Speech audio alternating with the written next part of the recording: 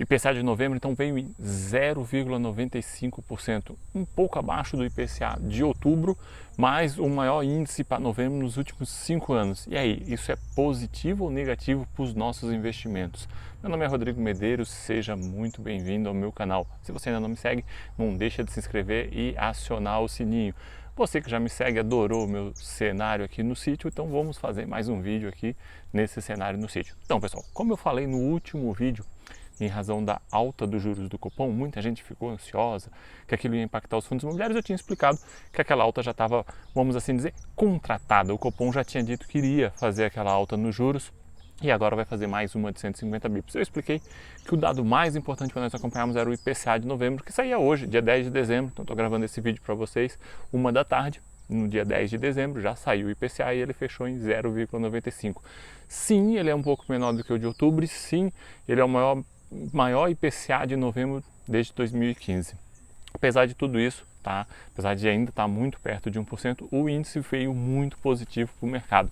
Veio muito positivo por quê? Porque a expectativa do mercado, o consenso era que viria em algo em torno de 1,10%, tanto que eu disse para vocês que qualquer coisa acima de 1,20 seria muito negativo, e aí nós poderíamos interpretar como um período de alta mais prolongado dos juros, mas não, veio 0,95 e um ponto muito importante, o índice de dispersão reduziu para 63,10%, ele é o menor índice de dispersão desde junho desse ano.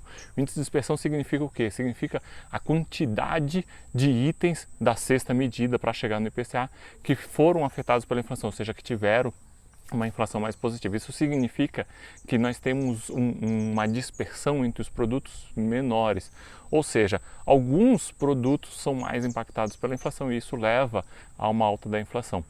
Como nós temos menos produtos, o índice de dispersão, quanto menor o índice de dispersão, o sentimento é que a inflação começa a se controlar. Evidentemente que nós ainda temos que acompanhar dezembro, janeiro, fevereiro, pois uma série de fatores pode ter impactado o IPCA, mas o índice veio muito positivo, o mercado está vendo isso como muito positivo. O maior contribuinte para a alta do índice é a alta do combustível.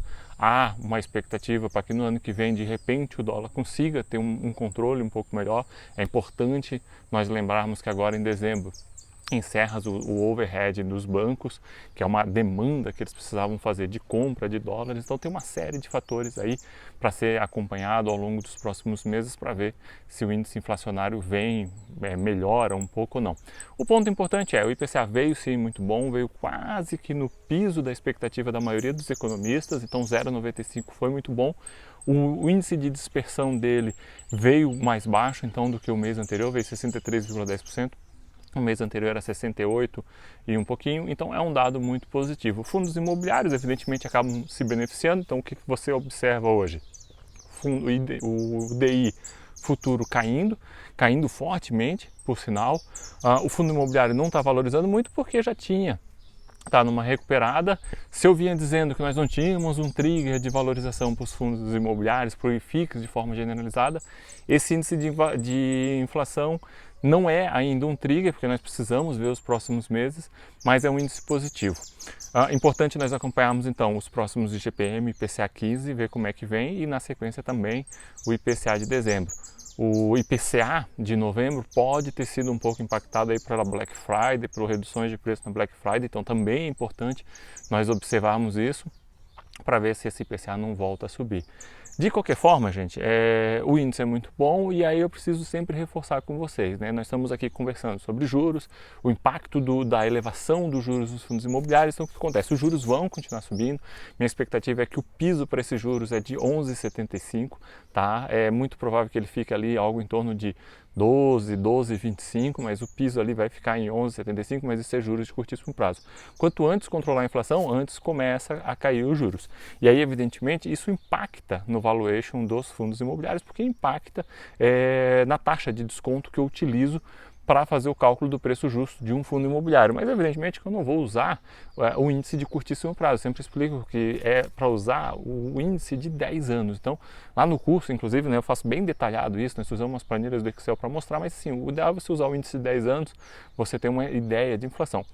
Se você começa a ter uma expectativa de realmente inflação vindo para o centro da meta mais rapidamente, você vai ter condições de reduzir esses juros e valorizar. Mas é importante nós nunca esquecermos dos fundamentos dos fundos imobiliários.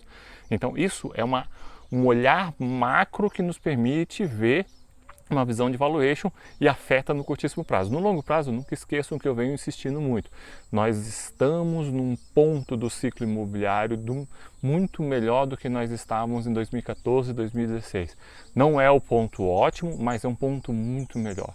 Então nós temos nesse período ainda sim muita volatilidade, ainda vamos ter eleição no ano que vem, mas é o momento para se formar carteira. Venho insistindo isso. Escolha os fundos mais descontados em termos de fundos imobiliários, né? Nos últimos meses tivemos muito desconto, mas ainda temos muito desconto em ações. Os grandes bancos estão muito descontados, ainda segue a tese das fintechs, que as fintechs vão derrubar os bancos grandes. No entanto, os bancos grandes continuam lucrativos, continuam com um ROA muito bom.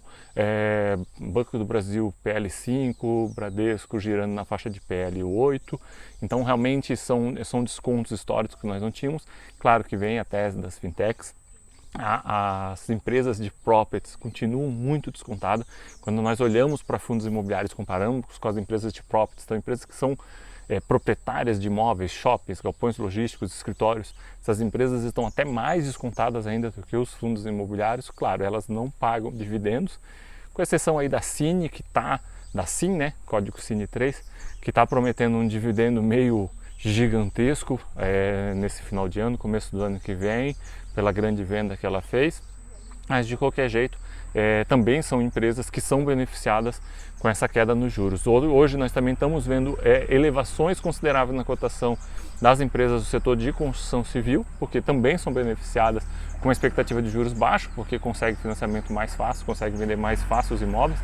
Mas, novamente, muito importante nós olharmos para os fundamentos do que tem. Então, se eu olho para uma empresa de construção civil, o momento também é totalmente diferente de 2014, 2016, em que as empresas vinham de um grande crescimento, vinham de um grande crescimento, uma fortíssima expansão, muita construção, gastando muito caixa. Quando a crise estourou, o caixa delas era baixo, tinham muitos imóveis em construção, tinham que acabar, tinham que honrar.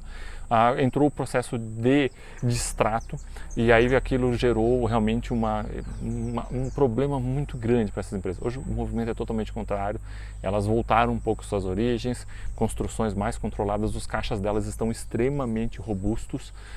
O distrato foi um problema que foi resolvido pela legislação, então elas são muito mais resilientes a um momento de crise do que tinham no ano passado. Ou seja, sim, olhemos para juros, sim, olhemos para a inflação, porque é importante para nós decidirmos o momento de compra que nos mostra hoje, mas olhemos também para o ciclo é muito importante. Com a alta de juros, evidentemente, bancos, seguradoras se beneficiam ainda um pouco, e aí com a inflação vindo, se conseguir ficar mais controlada, quem de repente pode ter um pouco de prejuízo são os fundos recebíveis, como nós já conversamos aqui, né?